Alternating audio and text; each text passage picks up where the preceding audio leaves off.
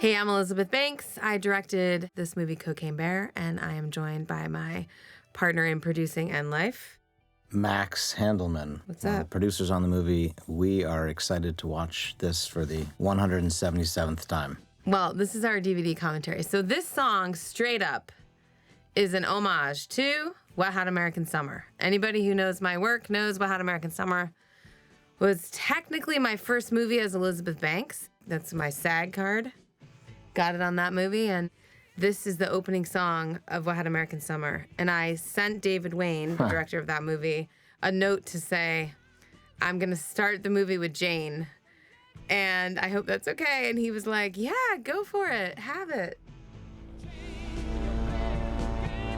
Max, do you want to talk about how we got this guy, Andrew Thornton Andrew II? Thornton II, played by Matthew Rhys, partner to Kerry Russell, who you will soon see in the movie. Matthew knew about the film through Kerry, and I believe sent you a text message. He did.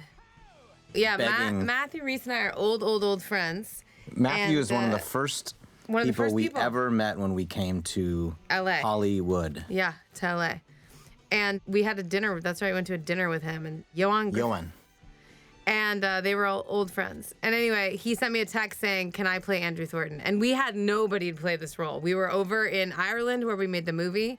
We had nobody to play the role. We were actually thinking about offering it to Patrick Dempsey. Because Patrick Dempsey was in Ireland shooting Disenchanted at the time, the Enchanted sequel. And then he saved my life by saying, can I just do it?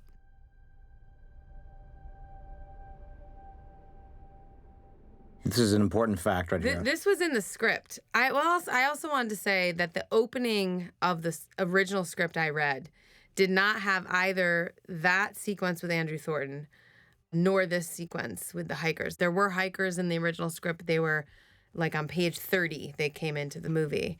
And I felt really strongly that the movie had to open with the promise of the premise, that there is a bear that's on cocaine and that we needed to dial up the real life story behind this crazy tale, because we all went down a rabbit hole reading about Andrew Thornton and the Bluegrass Conspiracy and the drug drops that he had done and how this one went wrong and how this bear was found, 3 months later having consumed 70 pounds of cocaine. So I just really felt like, let's invite the whole audience to go down that rabbit hole with us. That's how the Andrew Thornton opening came in. I pitched it to everybody, and that's that. And then we moved this. I said, I really think we need to move the hikers to the beginning of the movie.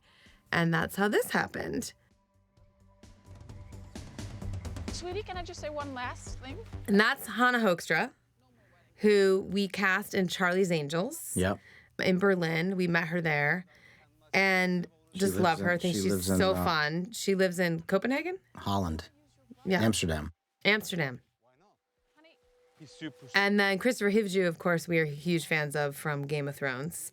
Not many people know this, but most of my family are gingers. A lot of redheads in my family. I'm always attracted to redheads. And DP John he's Gulesarian, legit. also a redhead, just flat. John Gulesarian, the DP, looks exactly like, kind of not dissimilar from Christopher Hivju. They look similar. It's a bear print. I didn't mean to. Wait for me.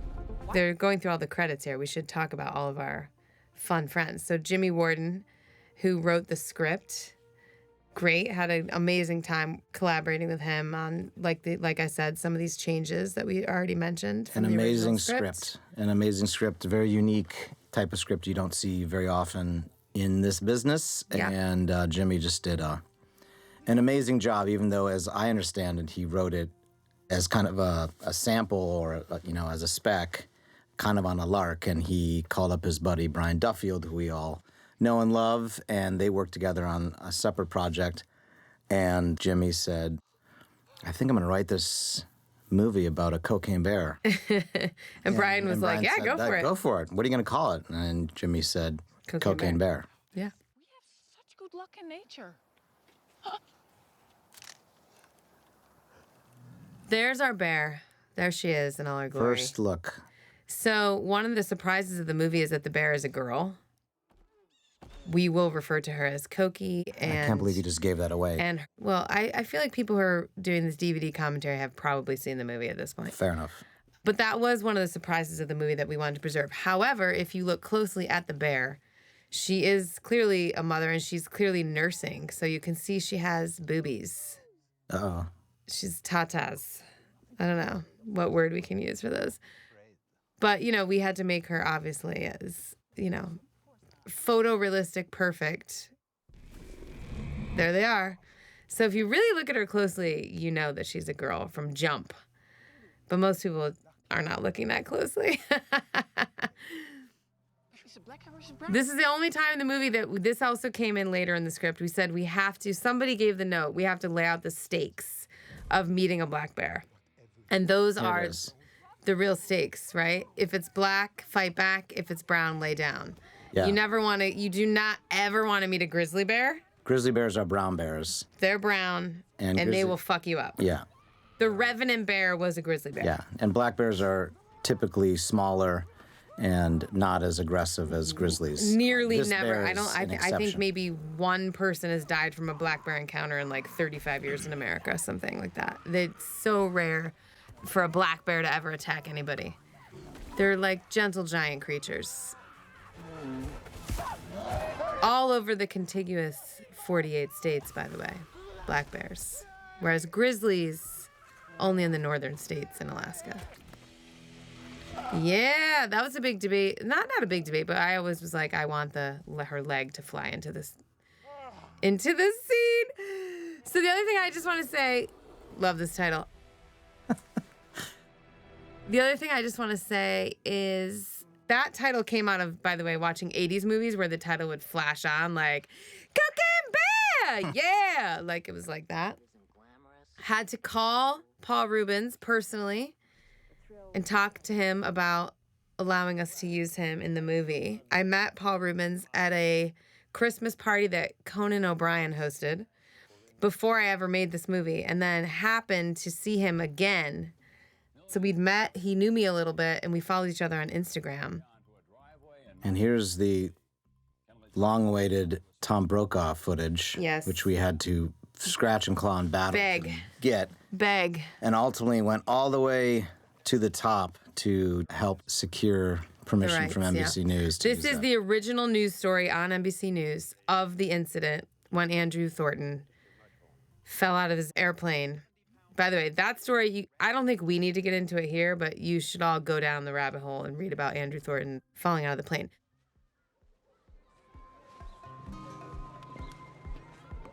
Emergency chute deployed, but didn't help. We took all the crime scene photos from the real crime scene and we reenacted them as best we could here. So that police line, that is directly from the original photos. The cars, the way they're all lined up around the body.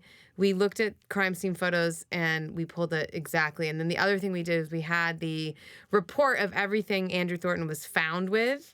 So like he had, you know, the knife in his bulletproof vest that he was wearing and his glasses, like all those things. Those were right out of the police report. We recreated it as best we could in Ireland. There's more of this out there. They dumped it somewhere. Ray Liotta. Yeah. I had worked with Ray Liotta. I love Ray Liotta. This movie's dedicated to Ray's memory.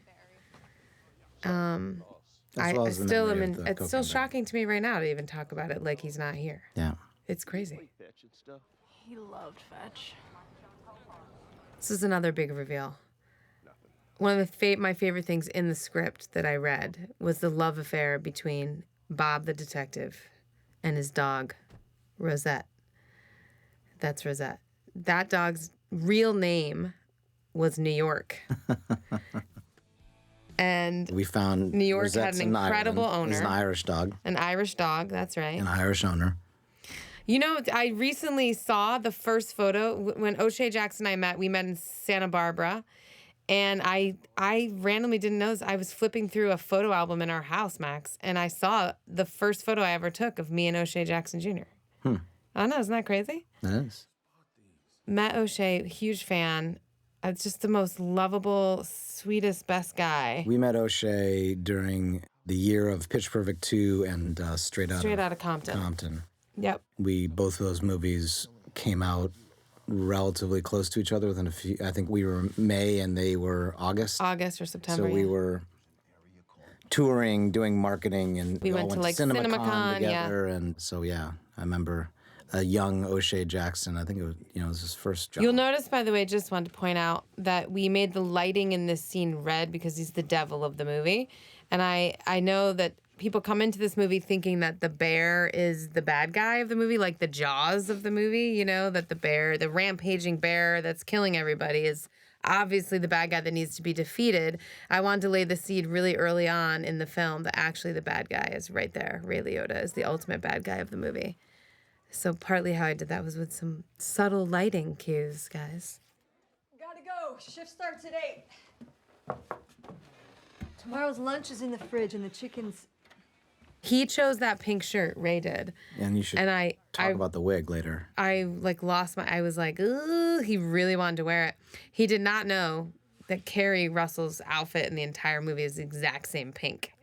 So I've decided that it's good to connect those two main characters through that costume choice, but I really was just that I couldn't figure out how to say no to Ray. he invited us. Important to also note that the opening scene between these two characters actually took place in their kitchen, and Carrie sang a Mamas and Papas song that then her daughter Sari sang later on in the cave. And the music was so expensive. And there, by the way, to point out, there's a Jason Bateman. Oh yeah, I picture that texted Jason Bateman and we said, had "I'm putting your poster in this movie." He was very excited and felt like it was the type of exposure that Bateman He really needs at this point in his career, yeah.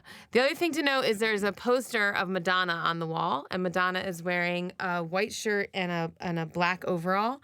And I put Brooklyn's character in that exact outfit for the rest of the movie. So she's literally wearing the outfit in that poster the whole rest of the movie. She was a Madonna fan. That's what you did in the 80s. Everybody dressed like Madonna. Says John. Her name is fucking John. I loved this joke when I read the original script. It killed me. Heal first. I got 7 more days of John. John instead of Joan.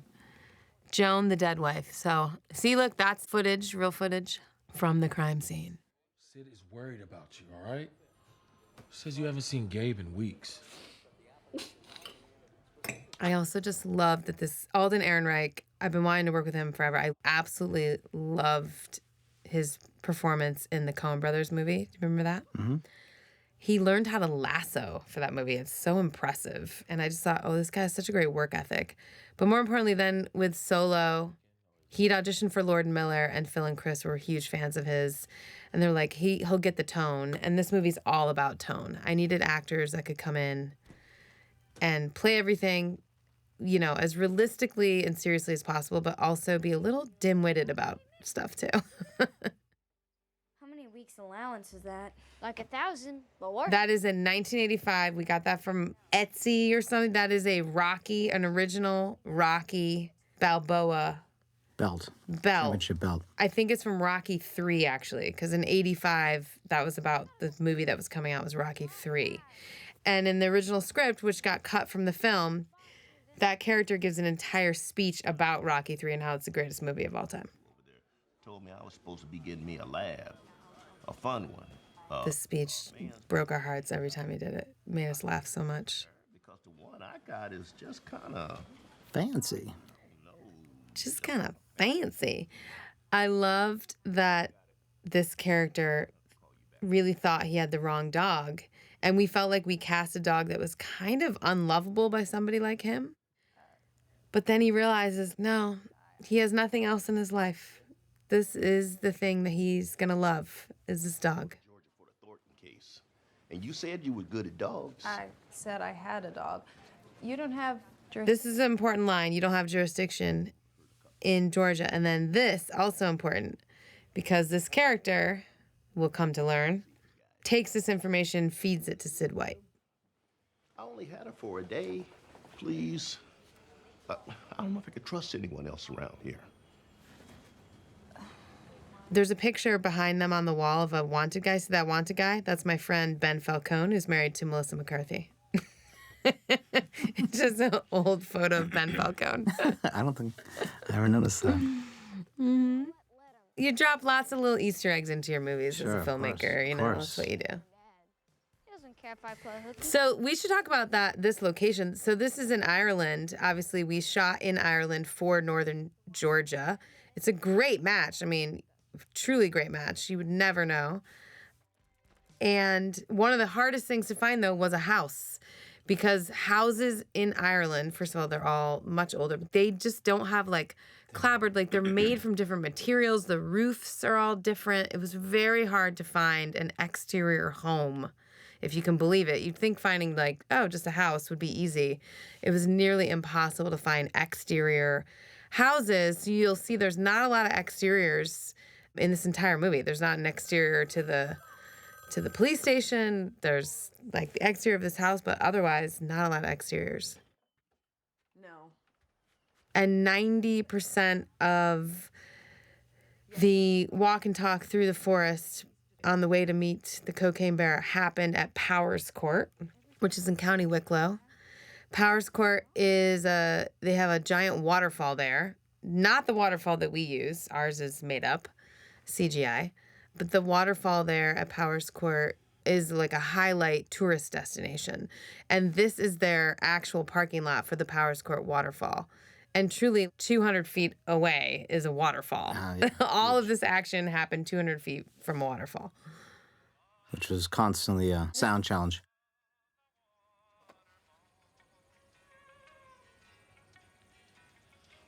Margot Martindale. Yeah, let's go. I read the script, and I was like, Ranger Liz is Margot Martindale. And You I just work with kept it Margot. to myself. I was very quiet about it. I just had it in my back pocket. We went through a lot of ideas. Deb Zane, casting director, I've worked with her now several times. Deb Zane launched my career, essentially, casting me in Catch Me If You Can and Seabiscuit. Caused me a bunch of shit. What? And I worked with Margot Martindale on Mrs. America in Toronto, Canada, and we got along like a house on fire. She's one of my favorite actresses. Such an incredible character actress. And she has a legit Southern accent. She's from Texas. And I really, this kid is Irish, JB Moore. And JB obviously had to put on the accent, as did all these Irish actors. And so I just love that she was going to come and just be this person. And I also love that this is a woman with tons of ambition who obviously doesn't really know what the hell she's doing, or she would be at Yellowstone by now. And she's kind of stuck in this job. God knows how long she's been doing it, forever. And then this is the guy that she's always had her eye on. Here he comes. Getting Smokey, by the way. Told you it was big. Interestingly, we thought getting Smokey would be impossible, and it was actually pretty easy. Someone been smoking? He was. This scene was written, but a lot of the stuff that these guys did was improv, and Carrie Russell could not stop laughing. So Jesse Tyler Ferguson is one of my oldest friends. I made one of my very first films with him. And when he came in, when we talked about what his look was going to be. That Dusty Beaver joke, by the way, Dusty Beaver. Pitched by Aaron Hay, our production designer. That's right. Because he was like, the beaver's really dusty. And Credit then to Aaron Dusty Hay. Beaver. Credit to Aaron Hay, the production designer. Jesse Tyler Ferguson and I have known each other forever. I offered him this role. I said, why don't you come in? I think I can make you look like Robert Redford. That was the goal. Late 70s Robert Redford was the goal with the hair and the mustache. And then we realized when he came to set that he actually looked like Captain Kangaroo. Yeah, exactly. He was a dead ringer for Captain Kangaroo, which is a reference only people our age listening to this DVD commentary might possibly Maybe. get. I barely remember Captain Kangaroo. Oh my gosh, he looked exactly like He really Jesse did. in this movie. Yeah. Hey, is your mom packed up lunch for school again? My dad didn't have a chance. The studio asked us if we would consider aging up these two characters. They thought in a movie about drugs and murder and gore that having these two kids be this young might be a turnoff. But I honestly have to say, there were so many movies on my reference list one of them was Stand By Me, where youngish, preteen adolescents find themselves in adult situations. And it's always funny. It's always comedy. And everybody loves to see like a kid swearing.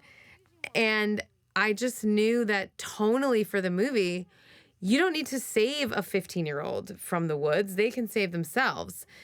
It wasn't a mantra. It was just like a casting requirement that whoever came in for these roles had to be shorter than Carrie Russell, because Carrie Russell is coming to save them in the woods. And I thought, well, if they're bigger than Carrie, she doesn't need to show up. So they really had to be children. What? You've done it before, you can do it again. Well, or exercising, though. That's young Christian Convery, who we fell in love with on Sweet Tooth, which is a Netflix show. That's great. And Christian's fantastic in that show. And then this is Brooklyn Prince, who I loved in the Florida Project and who was on our other friend's show. This is what, when you work in Hollywood, so our friend Beth Schwartz wrote the show Sweet Tooth that Christian was on. And so we were able to ask her directly, like, how's this kid? And she gave him a great recommendation.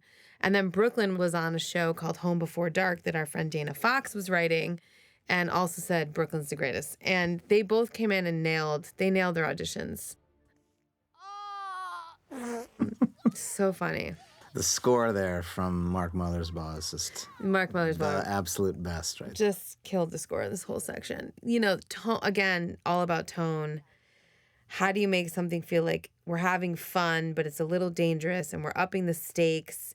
What's interesting is the first time we saw this sequence with an audience, we realized it plays like a horror movie, because all adults and parents are like, oh my God, they're not going to really have the kids do the cocaine. And of course, they eat it kind of, spit it out kind of, but then Christian did this, improv'd it. Totally improv'd. And it's the biggest laugh in the sequence because he clearly doesn't know what he's doing. And then there you go. You also know he has a gun on his shoulder for most of the sequence. He walked in with a BB gun. And there was a whole part in this where he starts shooting the BB gun like he's in Scarface, remember? Yeah. That was a joke that we wrote in. But he didn't really understand Scarface or what the reference was. Even though I told him to watch Scarface, he'd never seen Scarface. So when we asked him to shoot the gun, I'm like, this is my little friend and all that, he had no idea what we were talking about. And it fell pretty flat, so it's not in the movie. By the way, you shouldn't ask 11-and-a-half-year-olds to watch Scarface. That's just not okay. That's right. So it's no surprise he didn't watch it. This shot right there, that was the very first shot that Weta Workshop ever made for the movie. It was like a bear, because it was simple. It was the bear, it was in close up. It got all the features of the bear. It got what the cocaine was going to look like on the bear. So that was the very first shot that we ever did of the bear. You would notice if you looked at this closely that the cars in the background are driving on the wrong side of the road, because in Ireland, they drive on what we call the wrong side of the road. It's their right side of the road. They just call it the right side of the road, but it's the wrong side of the road. That's an for important America. billboard. People should pay very close attention to all the words and different destinations. That's the original glory hole. That's Aaron Hay. Aaron Hay, our production designer, and I, he loves to hide fun things everywhere in the movie, and I let him have free range because he and I have the same sense of humor. It's partly why I love working with him. He also put bears everywhere. So there's like tons of bears in Dee Dee's bedroom. There's bears for sale in the visitor center. This truck was you would not think about this, but getting picture vehicles in Ireland in 2021 during COVID. That look American. That have the steering wheel on the correct side of the car. Nearly impossible. This was not something we anticipated. We kind of got over there and thought, we'll get some cars. There'll be some vintage cars here. First of all, there's no vintage cars. And any vintage cars that they have in Ireland are not American brands, or they have the steering wheel on the wrong side. They don't drive on the right side of the road. So it was such a challenge. And, you know, none of the cars we wanted for any of the characters were actually ended up being the cars for any of the characters. You know, it's like we were casting cars. It was really interesting.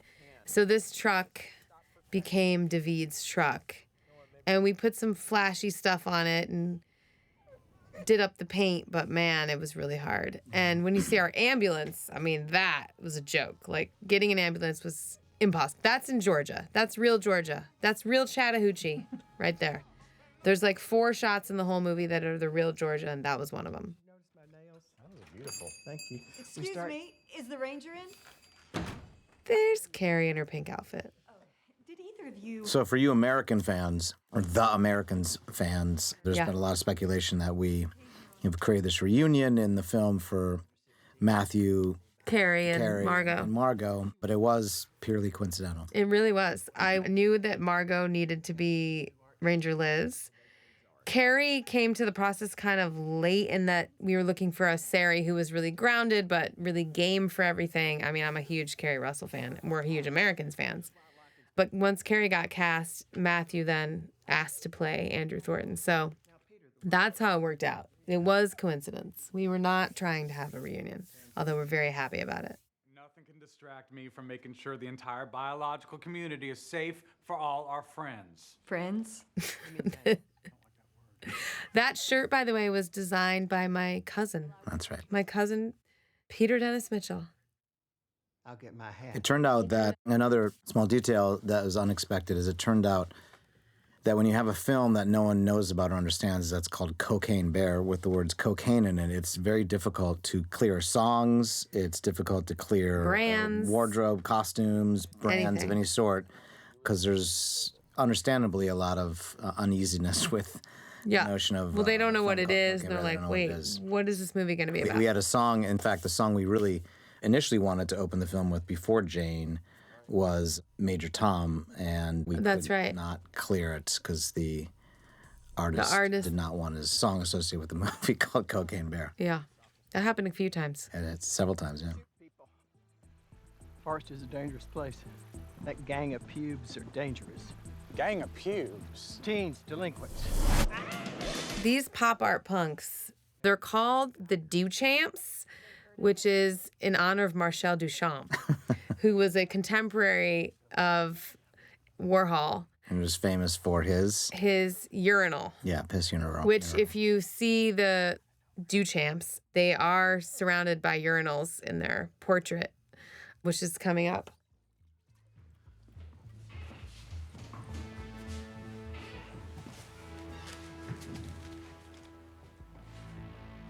Fuck is this? He's big, buds. Empty your pockets. No. Empty your pockets, please. Since you asked so nicely. You think this is a joke? I do. Get him, buds. Shake out the fucking knife, man. Come on. Just stand Come on, up. man. Get the fucking knife. Go on.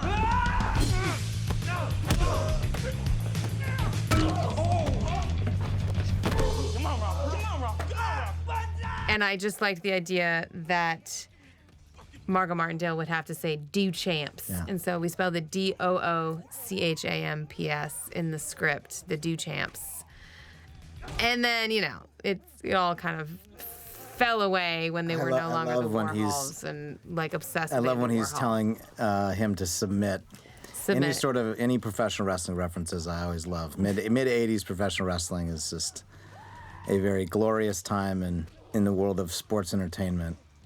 True enough. This is his jersey, which will come into play over the course of the film.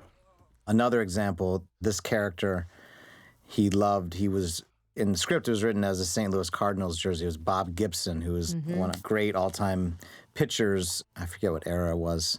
I want to say it was in the 60s. And that was another example of something we could not clear. Could not clear. I love this road. Love it up there. So wait, where is it what you wanted to go again? What? The falls. The secret falls. Right, well, we can go up this way or take... So this sequence, to be clear, never in the script. We had this Y in the road, and I just said, I want every character to go to this Y and make a choice to go to the right or go to the left, because they're all going to meet up at some point. And so this tree and this Y in the road, this fork in the road became important to me in the movie because it's all about the characters' choices, which way they go. So I brought those guys up there one day and just said, just walk. We set up 2 cameras and they improv that entire scene. It's the only scene in the movie that is 100% improv. It was never in the script and it stayed in the movie. Nearly the whole thing that they said is in the movie. That was one of my favorite camera shots, by the way, that shot the reveal of them. Okay. I was very proud of that. Thank God. Great Grip and Electric teams. They had worked with Tony Scott. We just got so lucky with the camera stuff. Great team of people. This is Aaron Holiday here playing Stash. Where'd you find this? Oh. He was the first person we cast in this film, if I recall. That might be right. This is his audition scene. Mm-hmm. I tell him that all the time. Where? He did this audition scene. It was so funny. He was so good. I believed everything that he was saying. I loved how he was looking around. Right here, he's like, I don't know. And he's totally lying because he does now. And I just love how he lies. Okay. Okay. We stashed it under a gazebo. And this is one of the great lines from the script. A gazebo? Yeah. It's a pavilion It's structure. a pavilion type structure. I know what a gazebo is. I didn't. So this was my classic, good cop, bad cop scene, right? So I wanted to show that David and Eddie had been working together for a long time, give you the context of their relationship. They're bad guys. They're drug dealers, and they know how to rough somebody up. And David comes in and plays the bad guy, the bad cop, and Eddie plays the good cop, right? But right here, he's like, all right, Slow walk. I'm gonna go get it. That always makes me laugh. You're gonna lose the good cop, man, if you don't cooperate. So we loved putting that. This was never in the script. It was just the next scene was he shows up wearing the bloody shirt. And I just love how so much gets said with looks only. Look at this. No dialogue. It just makes me so happy. These 3, the chemistry between these 3 is so good in the movie. And the bromance between Eddie and David was my favorite aspect of the script. I thought Eddie was the best character in the script when I read it. He's, mourning a dead wife, can't figure out how to connect to his son, trying to get out from under his father, trying to become his own man, figuring out what the rest of his life is going to look like, goes on this dumb journey and reconnects with his best friend. And I just thought that's the arc. That's the main arc of the whole movie. That's the most important character arc in the movie. As an actor, reading that journey, that's the hook. That's the hook for any actor. Cagney's Caverns. There it is. That was based on all the road trips I took as a kid, and we used to go to those we used to go to Howe Cavern, Howe, Howe Cavern, and I showed those signs to Aaron Hay, the production designer, and he was like, "I got it," and he made that Cagney's Cavern for me. Look at this. We also loved that all those old things had as seen on TV, the TV guide thing, because that was a big selling point back in the day. As seen on TV, which we loved. All improv in the background. This whole thing was improv. Squirrels? They just started naming animals, and people could not stop laughing. That's right. Got his own She also says burger, like a little burglar. She doesn't say burglar. I don't even know what she says, but it's not burglar. That was just some B camera footage. We had a B camera, this great guy, Rob Flood, who we just sent around in the woods to just look for stuff to shoot for interstitials. And he shot that deer. I actually went to the bathroom, saw the deer when I was up at the bathroom and said, "Hey, there's a deer over there. Go shoot it." And now it's in the movie. Oh, it's so good. That's the serendipity of being on a set. You can plan for a lot of things, but you can't plan for everything. And that is just one of those great serendipitous things that a deer came around and then we got to shoot it. Sorry for cussing, but it attacked me and Day Day. It attacked you. So I do want to say also, these big sequences when the bear shows up, these were all storyboarded to within an inch of its life, and a lot of them were previs as well. So storyboards are 2D and animation, a drawing, and then the previs is like 3D actual animated stuff. Weta Workshop did the previs for us because it helped us figure out like what the camera angles were going to be and what the shots were going to be, and figuring out the angle up at Henry in the tree.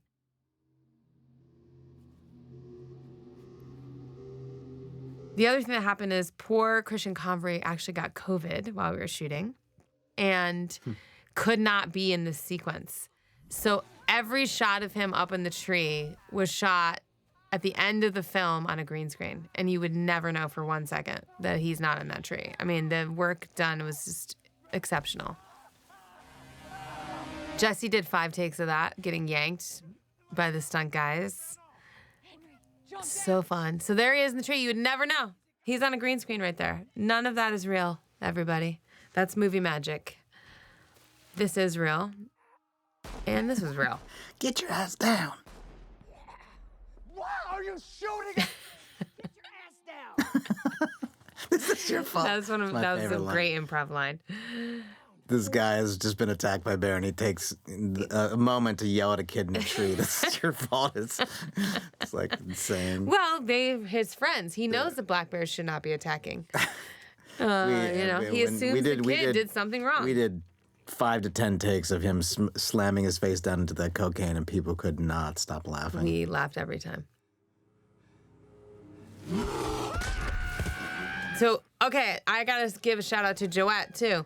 Yeah. So this stunt woman who was Margot's stunt woman was actually Rebel Wilson's stunt double on Pitch Perfect 2. Her name's Joette Orman, and we found her through some people, and she's this absolute delight to work with, and she was an amazing Rebel double. She's so physical, so cool, so fearless, and she came and did all these stunts for Margot in Ireland.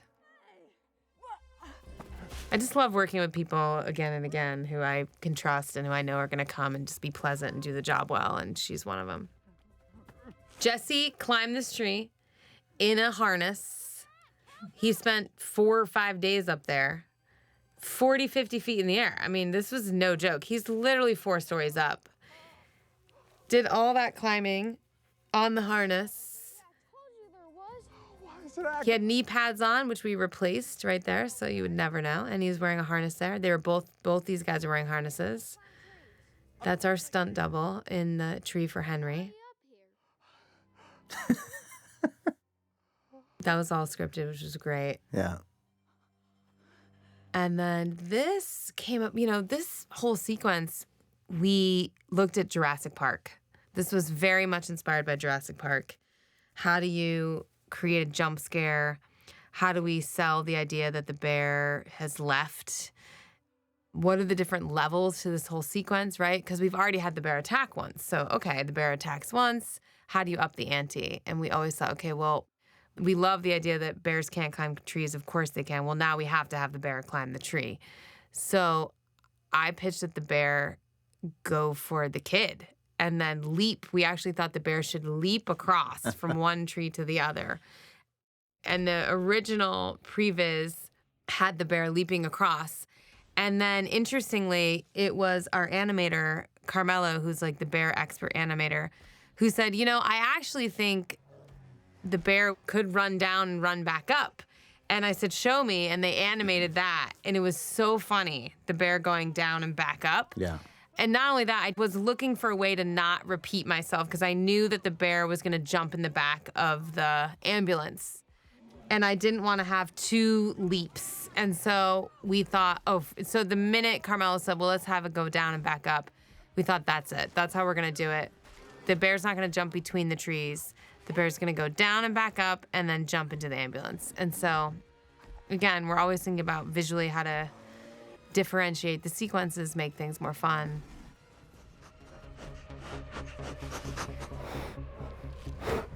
So the bear's looking for the Coke, and he's covered in Coke. We called him a Coke popsicle. Oh, shit. The bear's now gonna go over and lick the popsicle. Down and up, there it is. And bye-bye, Jesse. And bye-bye, Jesse.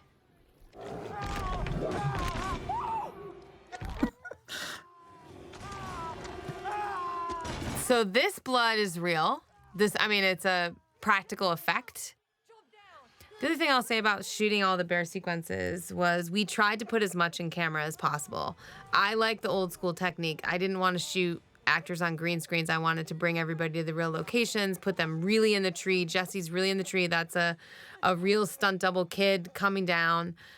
Carrie was there. Boom.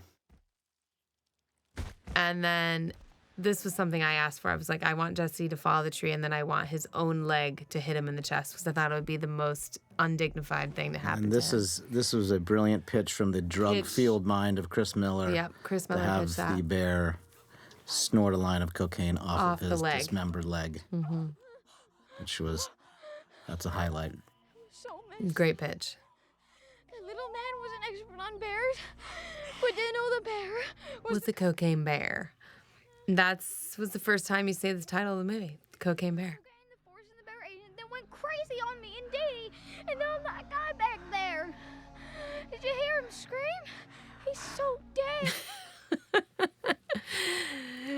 Henry is a really beloved character by audiences. And I think partly it's because he has some of these real great humdinger lines. And he's so sweet and innocent. And he just goes through this movie. Huge debate, by the way, about what happened between the bear and Dee Dee. And I remember saying the audience does not care how Dee Dee got chased off by the bear. But everybody was worried about the logic of that, including you, Max. You were 100%. very concerned about I it. still am. When he just said that a nobody's second ever ago. brought it up in a single card. No audience members ever asked me, how did Dee Dee get to the cave? So I can't remember if she shot him in the original script. 100%. She shot him, right? Absolutely. So that's right. So she shot him in the script. And for me, I read this and I thought, I want to design something that is truly shocking. And I brought John Gulesarian over to my house and I said, listen, here's what I'm thinking. I'm thinking she opens this door, the bear's there, and then I don't want to cut away from their side of it. I want her to shoot him from behind. I want the brains to come at the camera. I lined people up and we took a bunch of photos of it. And John and my niece, Caitlin, are in the photo. Caitlin played Ponytail. That's the name of that character. Now, open it when I say so. Now. So this moment right here, so that's a fucking bear. This shot, we don't cut away from. Boom. And then we bring in his friend. What the fuck? And I didn't even want to cut away for that. I was like, let's just stay with them the whole time.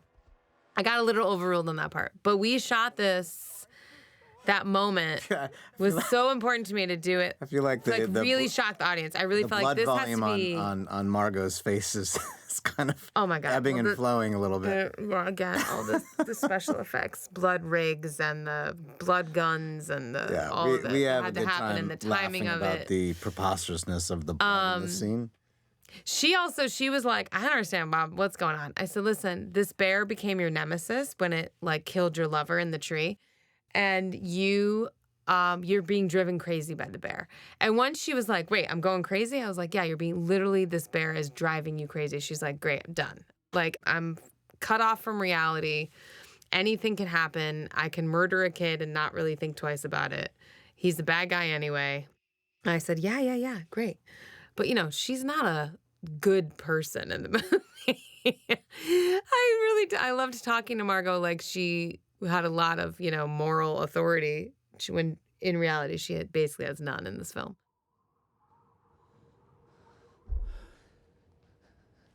Nobody ever questions how much blood's on their faces either. Yeah. It's so funny. Or to that me. there's blood behind Margot's head on the wall, even though From she the shot. blood gun. She shot Ponytail through the back of his head. So, as my reference, just so everybody knows my thought process here, the other reference for this moment when she shoots him in the head, 100% Pulp Fiction, when Vincent Vega and Sam Jackson Ezekiel are driving in the car and they accidentally shoot that kid in the head. That is 100. That was the goal. It was how can we make this moment as big of a moment for the audience as that was when they drive over a pothole and the gun accidentally goes off in Pulp Fiction. That was it. I was just trying to emulate Quentin Tarantino with that gunshot. So thank you, Quentin, for making Pulp Fiction and being the inspiration for that moment, because that's what I was going for. Oh, is it bigger than a bread box? No, David needs to ask.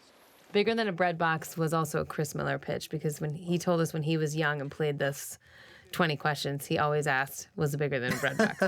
I thought, that's the dumbest thing I ever heard. Put that in the movie. Love it. I'm fascinated Like, who by uses the bread box? Exactly. I'm fascinated by a kid who knows, is that familiar with a bread box?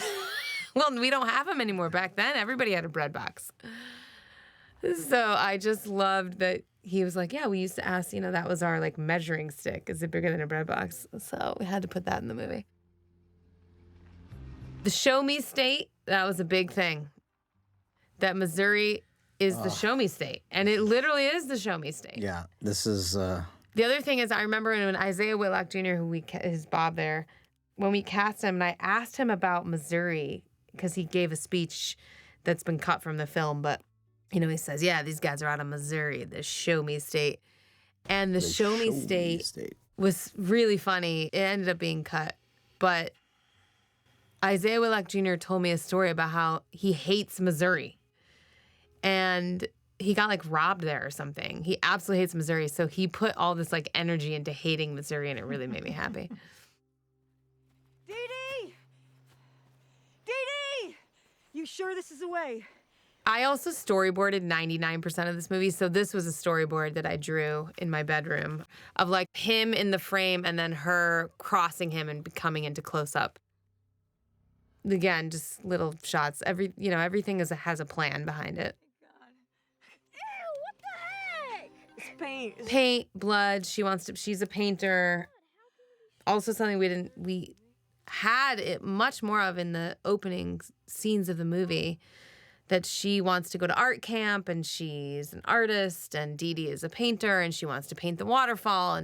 But really it was because we just needed to put paints into her backpack so that she could leave a trail of crumbs like Hansel and Gretel. Now this wide scene in the meadow was shot this is entirely with Christian's double, other than obviously him right here, because that's a double, because that was the day we found out he had COVID. He had COVID. Yeah. So So he had no symptoms. You never would have known, but you would never know. But it was What if they would And that is a totally different day, totally different background. We just waited for a sunny day and stuck him in there.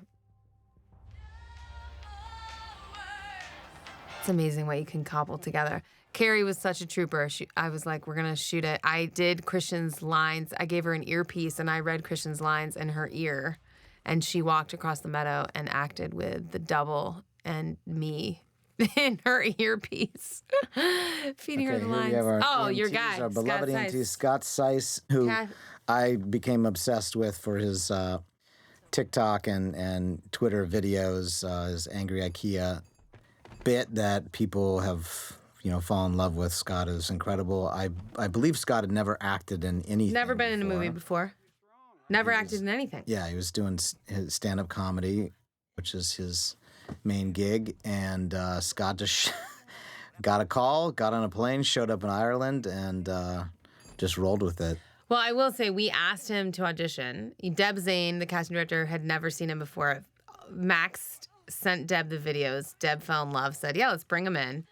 He did a great audition. Yeah. People, I think, will say he got, quote, cast off of Twitter or Instagram, but he did audition for the role, and he was great.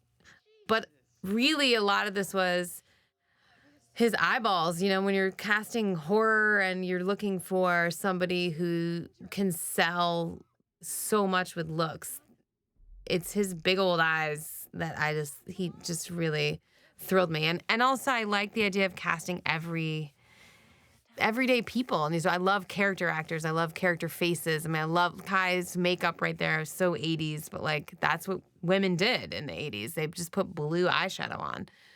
I don't see anything wrong with that. Meaning, no, nothing wrong with that.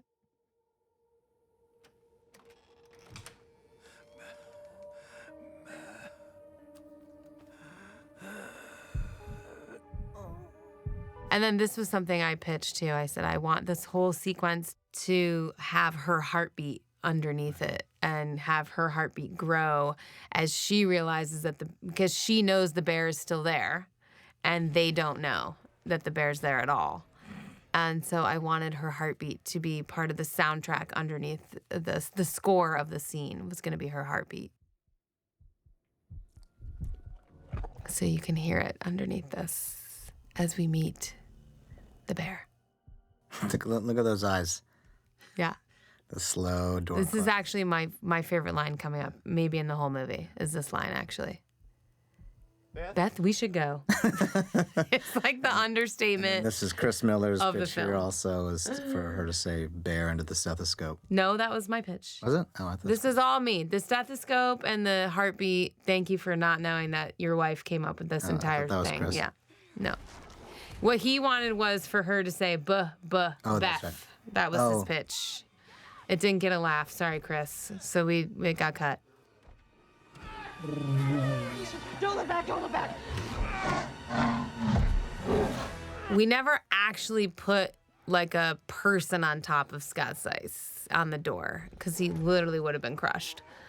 But he did do a lot of moving of the door and stuff himself and faking. And by the way, he'd never done stunts. He'd never done any of this. And he'd do all this stunt work. Yeah. He had to run. He had to run and he almost... He had to jump onto in a second, it. he almost fell. He almost ate shit. Yeah. He did fall at one point. His stunt double was fantastic. Yeah, and great. He really hauls ass out of here in a second. That's right. Super. So his stunt double was so athletic. He kept catching the vehicle. So we thought, no, you can't run as fast as the ambulance. Yeah. So here's real Scott. There he is. Yeah, Almost that's a fell. real fall. That's real him. Wait, all real him. And then that's a stunt double, which if you look closely, you can obviously see. But his is a stunt double, when he first was running out of there, was doing the total Tom Cruise. Like Tom just Cruise ran and hauling jumped right ass. into the ambulance every time. Never, every time caught the ambulance. So this was one of the reasons I wanted to make the movie. This sequence, designing this sequence was so fun. Her falling out of the ambulance and scraping her face, I thought was going to be the greatest thing ever. I said to everybody when I had my first meeting about this, I want this to be a car chase scene where one of the cars is a bear. So that was the umbrella under which everything fell. And so all the shots, you want the shots of Fast and Furious, but one of the cars is a bear. And then this had to be super surprising. And this was real, that was practical, and that we shot Margot on many different rigs in order to put this sequence together. The special effects guys built her multiple rigs. I mean, she's 70 years old. And I had to have her, flip and fly over and then lay down on the ground. And she was a huge sport. She did it all on various green screens. And I think Kai screamed for 100 years.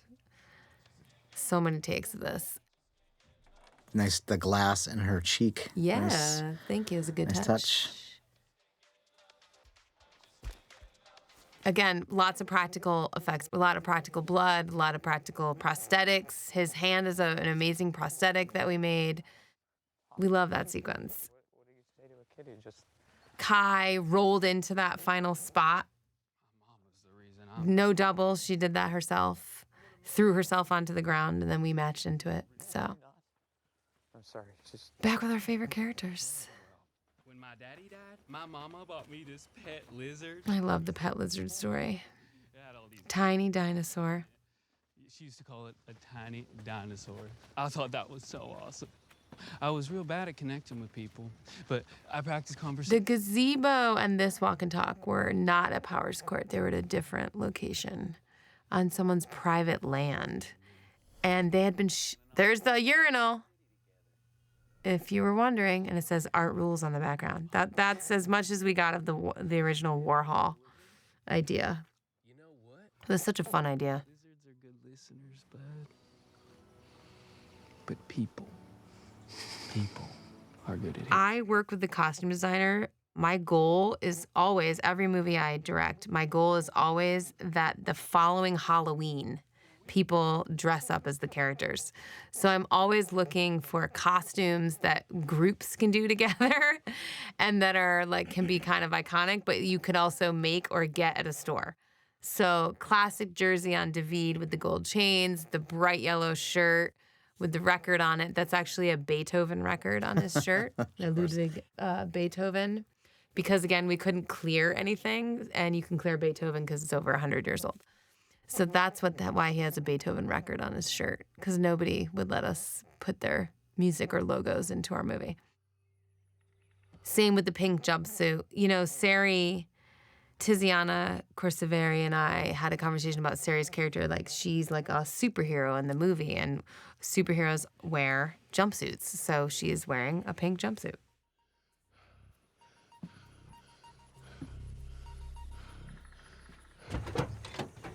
And, you know, Dee Dee's dressed as Madonna. Henry is wearing, like, what the Boy Scouts would wear back in the day.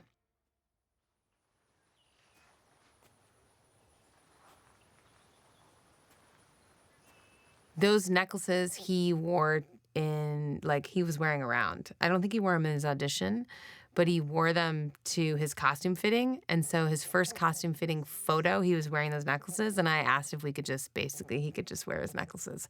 So I don't think those are actually his. They might be, but I know we recreated his look for the movie. What I love when actors bring a little bit of themselves to the role.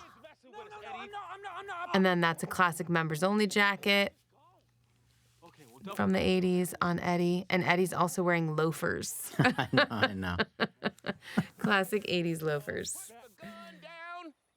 These are all characters who are not prepared to wander into a forest, much less deal with a cocaine bear. Correct. They think they're going to show up and it's all going to be easy, and then it's not. Just do it. 22, his number, by the way. My high school boyfriend's number. Also, Yes. Clyde Drexler's number. That's Also why. Clyde That's why it was Drexler's number. chosen. Mm-hmm. Clyde Drexler. Was it chosen for that? Yeah. No. No, it was specifically chosen from It the was costume designer. Asked me chosen why. because it's one of my favorite numbers, 22. Oh, this was improv on the day and was so funny. He started making these noises and the entire crew started laughing. Nobody could stop laughing. I'm just trying to Find a safe place, hop down. He was so funny. And this becomes a real comedy moment in the movie because of him. This was scripted. I can try to catch you. I just love that Eddie was like always being helpful. Yeah, problem solving. Yeah, problem solving, exactly.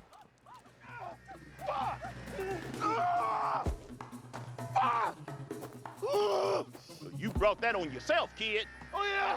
I saw my own fucking... There's another great line in the script. He says, How do you take those two fingers? that line. Yeah. They're not even next to each other. I remember reading that in the script. It was like, that level of detail from Jimmy Warden is brilliant. It was so great, yeah. And then coming up with the prosthetic that matched that line was so great, too. Just the idea that a character would see another man get his finger shot off and would ask that question in that moment. That It's they're just not so the one absurd. next to each other. So this came up, so this was improv, basically, or like I came up with this on the day. I didn't think that this sequence had a good enough button. I really wanted a better button. And I can't remember somebody maybe said like, should he get the fingers or whatever? And I was like, that's the button. Okay, we're gonna do this. Here's what we're gonna do. We're gonna have him get the fingers. And then Jimmy came over to me while we were shooting it because I hadn't put him in his pocket. And Jimmy came over and said, when we come back, have him say, you sure you got it under control because I get your fingers in my pocket. So Jimmy pitched that line after I pitched that he'd get the fingers. I don't want to give the impression that we improv too much of the movie. There's so many great things that were already done. But those are the upgrades that, you end up making in the moment when you see something happen, you go, oh, he should go get his fingers. There's our fake cave. I mean, it really looks real. Pretty real looking cave. It really does. Totally fake cave. So this was her actually beginning to sing a song, as I said earlier, it was her mom's song, and it reminded her of her mother. And it was pretty emotional on the original version of it. But you just realize the audience just wants to get back to the bear, just wants to get back to these guys, get back to the action. And this was the line that Jimmy pitched. I got this. See you. I have your fingers in my pocket. And he only did it one time, and it's in the movie. He said it once, and then that was it. So get ready for 10 to 15 years of shitting in front of your cellmate and supervised shower time. Detective, Your Honor, sir, I'm not with them. I've never even done coke. I mean, maybe. I'm pretty sure this was improv, too. Not going to jail. I wanted to make sure that Eddie and David seemed cool around the cop. Like, they've dealt with law enforcement multiple times, and there's no actual evidence that they've done anything wrong right now. So they ain't going to jail, and they know it. Oh, the bag, the iconic bag, the rainbow bag. That Tiziana, the costume designer, put together a really early presentation of her ideas, initial ideas. And that bag was on the board as like a bag, I think, for like one of the kids instead of a backpack. And I thought, actually, I think those should be the drug bags. Okay, because the original bags that Andrew Thornton dropped out of the plane, I can't remember what they were, just canvas or maybe they were camo or something. And, we were going to be in these woods and we needed a bag that really stood out on camera, and that was the MacGuffin, this bag of cocaine. These are the MacGuffins of the movie. This is what everyone's seeking. And so I wanted to make sure that the bag themselves were iconic and visually interesting and could not be missed in the woods. So I don't think drug dealers would have used children's nylon bags with rainbow handles in real life, but they should have, because you never would suspect them of being filled with cocaine.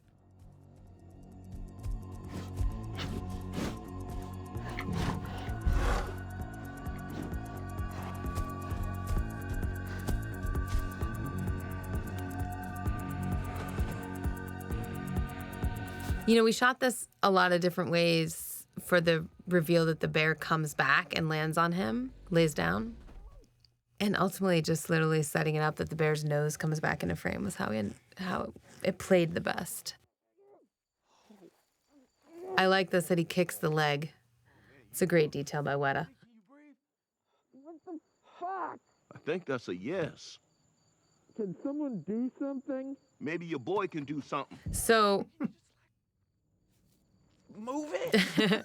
What's so great is Aaron and Alden laid there all day. He did all that dialogue. He did all the scene work lying on his belly on a blanket next to Aaron. And then after a while, for the eye line, we had to have Alan Henry, who is our bear performer, Alan Henry, who you don't see a single frame of in the movie, but he is the bear in the movie. I mean, I feel him in every shot of the bear. And Alan came in and laid there and did stuff next to Aaron Holiday to provide the right eye line. And Alden did his lines off camera. Devil bear. Mom, I'm looking for my daughter. She was attacked by the devil bear. Have you seen her? If you look super closely, you would note that this scene is shot at the exterior of the cave. The cave is literally right behind Carrie. But we felt like we hit it well enough that you wouldn't realize that's where they were. And the nighttime shot of the cave, you'll see. Literally, the cave is just off camera on the left side of the screen. But we hit it, so you never saw it.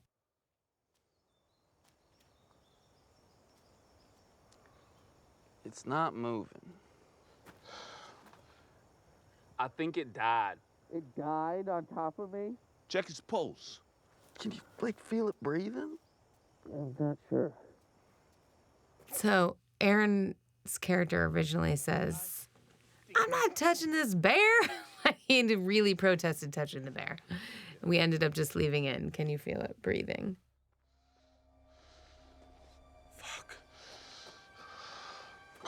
This is one of my favorite shots, actually, of the bear. When the bear's eyes open, I just thought the detail on the bear, everything about it just thrills me. Because this was the whole goal, was to make this bear as real as possible. And this moment right here, I mean, you see all the details in the hair, the fur, the eyes. It's just gorgeous. Was so thrilled with Weta's work the whole way We should through. go.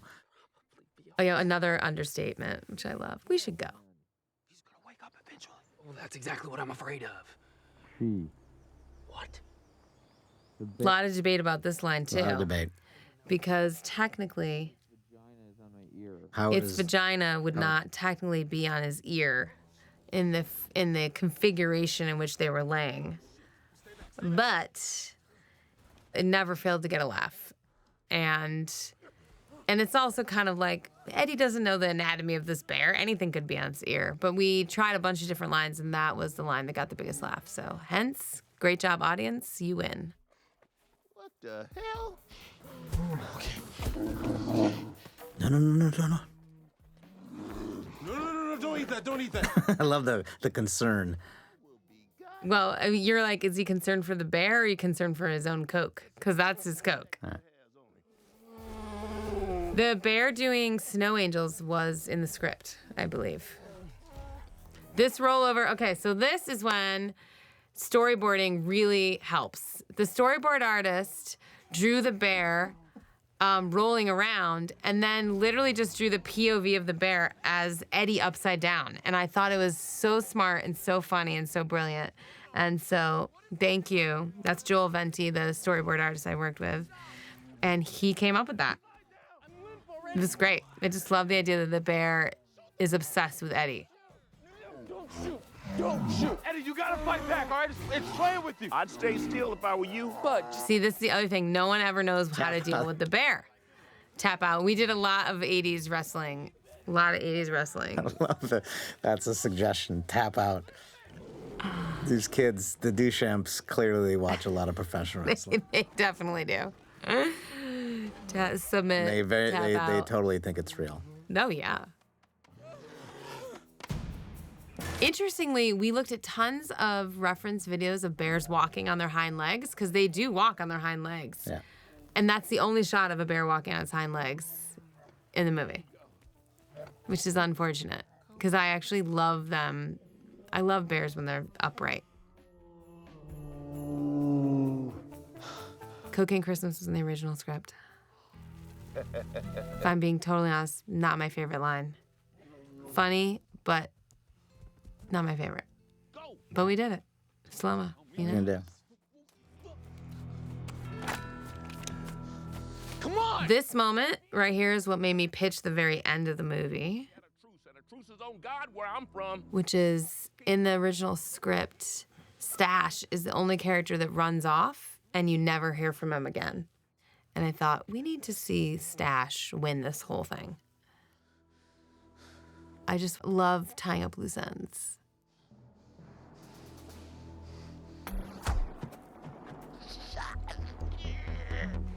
No. I didn't. There's Ray. Run! So now they're still afraid of this bear.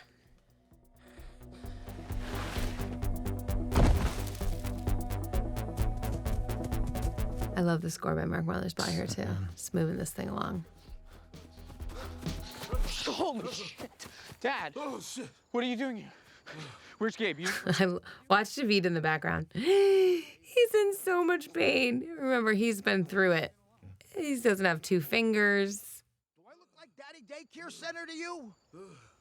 Huh? Ray said that. Just came up with that line. Did you get the Coke? A little. The bear ate most of it. The bear. He fucking did cocaine. We knew this would be in the trailer, and it is. Fuck this whole journey. Fuck this. Seriously? Fuck this entire journey. So he doesn't want to be there in the first place, and now he really doesn't want to be there. And now he realizes he has to be there. A lot of cocaine was lost. I like to tell Alden this, but Ray pulled me aside after this first scene with Alden and said, that kid's really good, and praised Alden's acting. And I think Alden really appreciates that coming from Ray Liotta. every penny's worth. It's also uncanny, totally accidental, but uncanny how similar They they look. look as a father and Yeah, son. they play a great father-son. Yeah, I totally believe it. There's a bag with the cop and the bear over at the pavilion structure. Call back the instructor. Come on, son, come on. And that's, again, another look at the Ray Liotta, Patrick Swayze-inspired wig that That's he right. It was rocks Patrick. in this, That's right. in this film. Very Patrick Swayze inspired. He had super short hair, and I was looking for ways to make him. It's 1985 in this movie, but I always find that, you know, characters that would be his age would have like set their look in the 70s and like not gone off of it, right? Like so many people have the same haircut for 15, 20 years. And so he's wearing a 70s shirt, that big lapel, or the big collar. There's the reveal that Reba's bad. Oh, I always knew you were my girl. I got you now. Be careful when you cuff these guys. They kind of shifty. What are you doing? Ray, this is also a really great line from Ray about the dog coming up. I think Ray Liotta doesn't get enough credit for being funny. Yeah. He was, I don't work for you. That really made us all laugh, you know? He was very, very funny in here. The United States of America. The music here, obviously playing up this joke, right? The idea that this is like one of those tropey speeches that you gotta have. You left a dog in the car?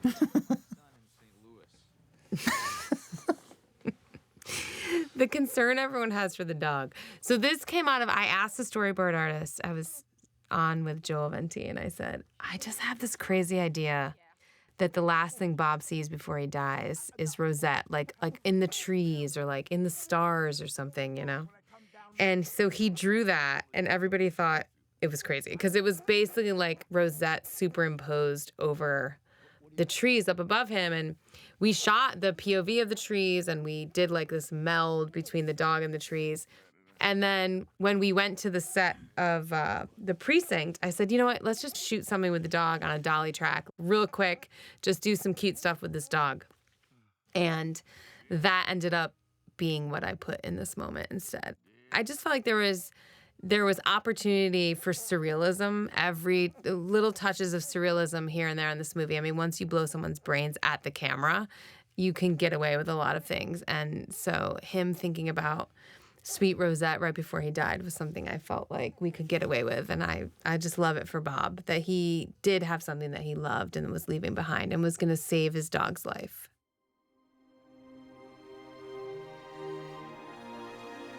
That's our drone footage from real Georgia. There's that bear. Night is falling. We watched bears dragging lots of things as the reference for that. The devil bear is in there. You can't go in there. So if you look in the background, you can literally see the stump he was laying on 2 seconds earlier. There it is in the background on the right. Flashlight. Probably should remove that. Oh, no. No one's ever, you would never know. It seems like they went somewhere. They went to the cave entrance, and here it is. A little man. Bye-bye. So I remember reading the script and realizing, basically in this moment or, you know, coming up, that this was a mama bear and that she had cubs. And really connecting, I thought Jimmy did a really beautiful job of suddenly connecting this idea of parenthood across the movie. So there's a bear protecting her cubs. There's a father trying to keep his son in the family business. There's a mom trying to connect with her daughter who's run away to the woods to paint a waterfall because, you know, all these reasons. And I just thought it beautifully tied together a lot of these storylines. It became a theme that we talked about a lot in the film. Mama protecting her cubs and what that looks like for Carrie and for the Cocaine Bear. And there they are. There's our little cubs. Henry? Dee Dee? Dee Dee? Don't move. I'm gonna get you out of here, okay? No, Dan, they're harmless. Dee Dee! They just want that cocaine. Dee Dee, you okay? Are you hurt? It's just my leg. Your leg? That looks really deep. I love such a kid thing to do to like touch something. Oh my gosh, you found my sweater! You're smart, girl. You left us clues. Yeah, I found you. Love this reunion. She did it. She found her. You know, we had longer sequences where they were looking for her and, you know, Sari, the character, was like, oh my God, it's my fault and she's probably dead and, you know, this and that. And what we realized is like it was kind of false stakes because it really felt like we were not going to kill Dee Dee, at least not yet. I mean, I hope that we had set up enough surprises in the movie that you might believe we would kill these kids. But it really just came down to searching for Dee Dee was not the true crux of the plot of the movie was searching for the drugs and who's after the drugs and how everybody gets wrapped up in the search for the drugs. So these characters are about to meet the drug dealers looking for their drugs, and that's why this was interesting. Not the mother-daughter having issues with each other and not connecting and how they could reconnect. It was, no, this mom's a capable nurse who's gonna go find her daughter. And this daughter learned a few things and was smart enough to leave a trail so that her mother could find her. And we just thought that was enough.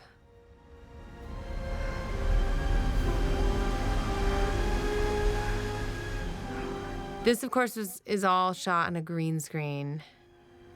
I mean, maybe that's not obvious, but that's all made by Weta. Weta Digital created that environment. This was real, and that cave entrance was built out of the side of a area by our production design team. And what's amazing is they all, quote unquote, walk into the cave, and the cave is literally, it's as big as like a bedside table. That's about it. So only 2 bodies can fit in there, but somehow everybody smushed themselves into this thing every time we were on camera. They all go into it, including Ray.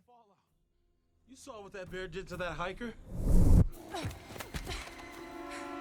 Very last minute, we decided not to show a close-up of Christopher's face. Christopher Heavju gets murdered by the bear, gets his face eaten off, and we decided very late in the game that the gore was starting to overwhelm the storyline here, so we backed off a little bit. I'm not sure that was the right decision. I would have gone for it every time. I love gore. I love horror movies.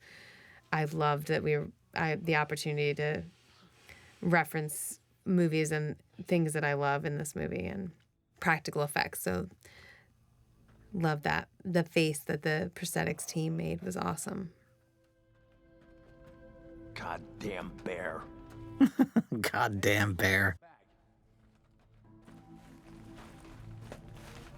Ray improvised a few of these lines. I think he improvised that line. He definitely improvised the last line about sand. Let's go.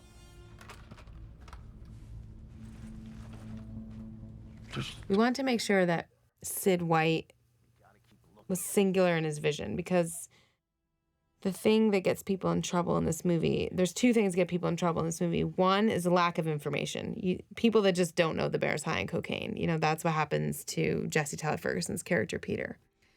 And why, you know, the Eddie and David and Bob all end up with a bear laying on top of Eddie. They just don't know what's going on. So there's lack of information.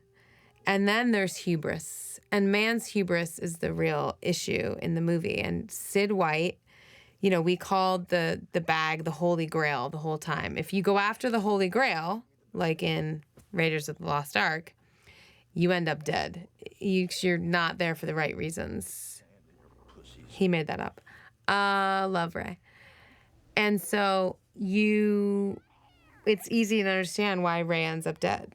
And because he had hubris. He just didn't believe the bear was as dangerous as it was, and he believed that the drugs were the most important thing, and it's no good. Dee Dee, get in here. Someone's coming.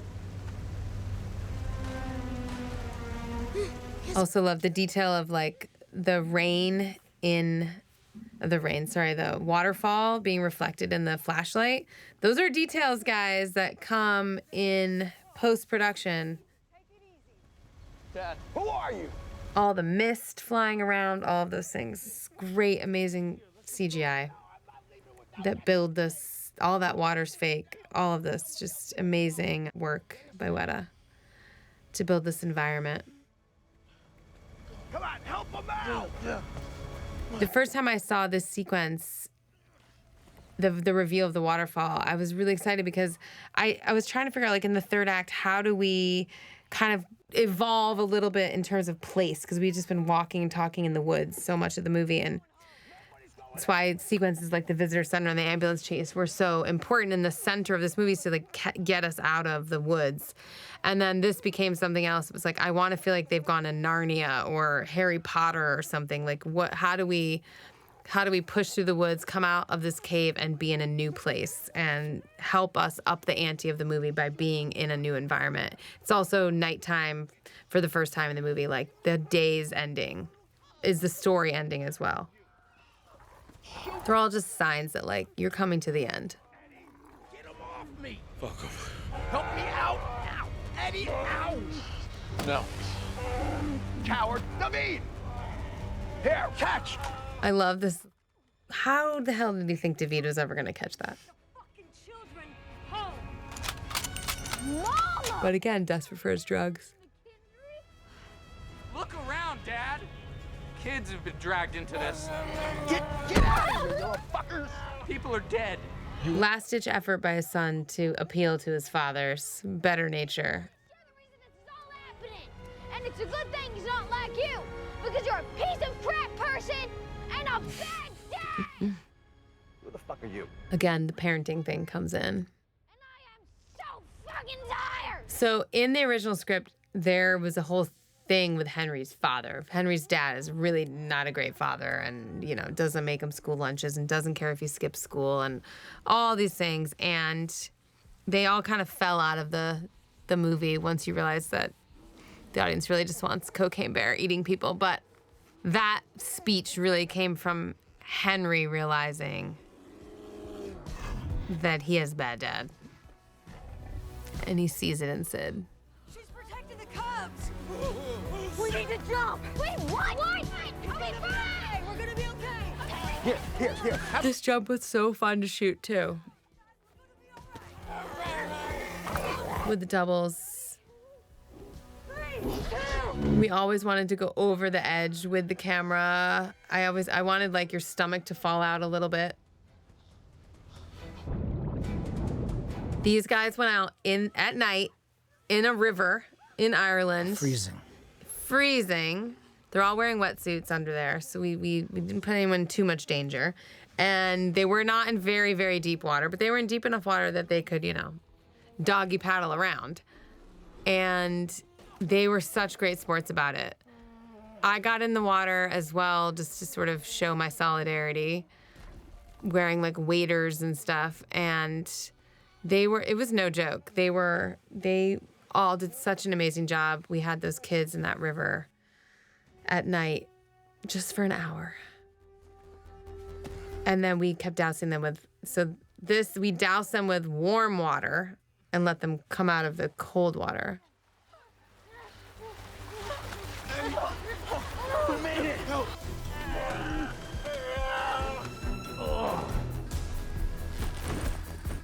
The bear, Cokie, this sequence, this was a combo Lord and Miller pitch on like for the bear to basically Popeye with the spinach. How do we get our Cocaine Bear to power up on cocaine? This is our Succession score. Yeah, coming up, that's right. We thought. Bear spits the bullet out. Someone dug the bullet out of its body with its mouth. Oh, it's badass. The bear's badass.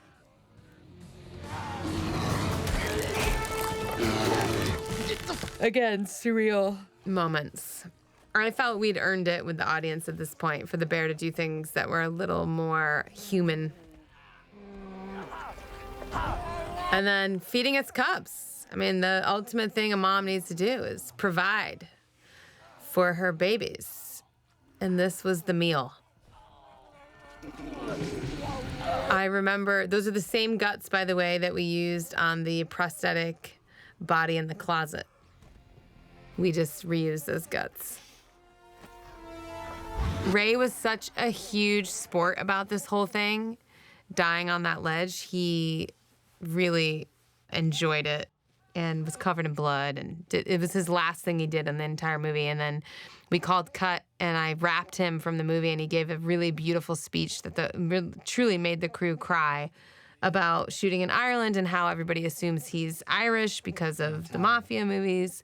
Italian, thank you. Because of the mafia movies and Henry Hill, and how actually he had done his 23andMe and found out that he was mostly Irish. And so being in Ireland was a really beautiful experience for him. And he loved the Irish crew, and he truly brought tears to a lot of people's eyes. It was great. So David actually originally died. In the original script, David died in the river after being shot by Sid in the neck. And the one request that O'Shea Jackson Jr. had when he and I talked was, he said, as a black man in Hollywood, I am going to do my best to never die in a movie because black men die in too many movies. And Particularly horror movies. And especially because he was already playing a drug dealer, which, let's be honest, is a terrible trope. And so he said, I really don't want to die. Is it possible? And I was like, sure, you don't have to die in the river. You can live. Let's go. And once we agreed to that, rewrote that a little bit. And here he is. We reveal that he lived. He's in the truck is a reveal. Always wanted Rosette to be given to Eddie at the end.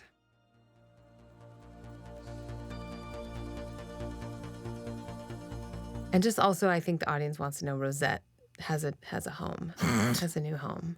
There's New York. Do they? New York. There's a lot of dog people.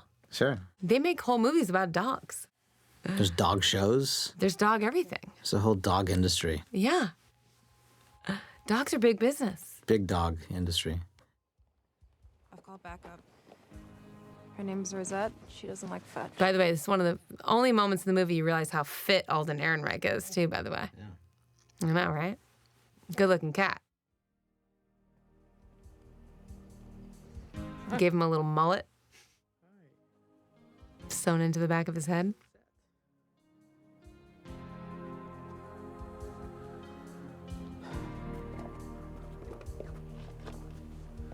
I pitched Stash getting away with a bag of $14 million bag of cocaine. He also, if you notice closely, is wearing the cowboy hat that Elsa wears in the opening sequence of the movie that then transfers to Christopher and then transfers to Stash.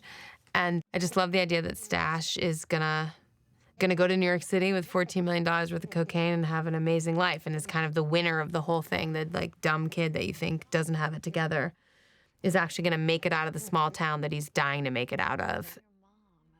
And it was an homage, of course, partially to Midnight Cowboy. We love Midnight Cowboy, great movie. And in that film, young John Voight goes to New York City. Stay away from that. Come on. I want to look. I also don't want to look. Don't look. Let's just cruise on by. Oh, here come the popo. Hey, Mom. I want to go to Nashville with you and Ray. Maybe we can go after me and Henry get out of rehab. Rehab? We're cokeheads now. No, we got the buy and we're about that life, Miss McKinney. We're about that life. I loved when the kids did rap quotes from the day and had no idea what they were saying. It's so funny. This is true, by the way. They never found any of it.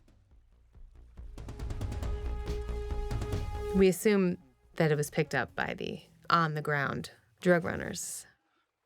Rodney, are you getting this? I swear to God, Carol. Well, then zoom in. Is the red light on? No, I got it. Oh, they're so cute. Oh, this is gonna be good. We liked the idea of a callback here, but we also wanted to upgrade it to the video camera of 1985. And also to say, nobody should be messing with these bears. White Lines, that was pitched by, I can't remember who, but the minute we tried it with the end, everyone was like, that's got to be the song. And Michael Moses, who is the marketing head at Universal, wanted to put it in the trailer. And so once it was in the trailer, I was like, all right, guess we're doing it. It's in the movie.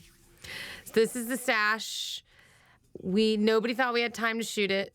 I was like, I'm going to shoot this. We're going to figure it out. We're going to get a truck full of sheep because there's sheep everywhere in Ireland. And this is going to be this moment. Yeah. Oh, hold up. He's the only character who was left dangling. He was our dangling Chad. You didn't know what happened to him. And so we came up with this little ending. He's going to New York. We don't, yeah. 14 million. Higher, baby. And then there's one more bit, of course. Again, the pitch on this was that it was an emotional moment for Eddie and the son. And I just knew that's not what anyone was asking for the end of the movie. And I was also worried we had too many endings. So this little bit with Eddie bringing the dog, bringing Rosette back to Gabe, just out of nowhere, I was like, oh my God, wait, the fingers are in the pocket. Let's just do the finger in the pocket thing. And we did one take of it because that's all we had time for. That dog's name, interesting, Paris. The first dog's name was New York, and that dog's name is Paris. So this little bit right here is the only time we shot it. Boom, boom, boom. And we're going to put him back on. We improv'd it, and there you go. That's it, guys. It's Cocaine Bear. Thanks for listening. Thanks for watching. You probably learned nothing. There's more in the behind the scenes. You can learn all about the bear, how the bear was put together. Watch the behind the scenes. Thanks, everyone.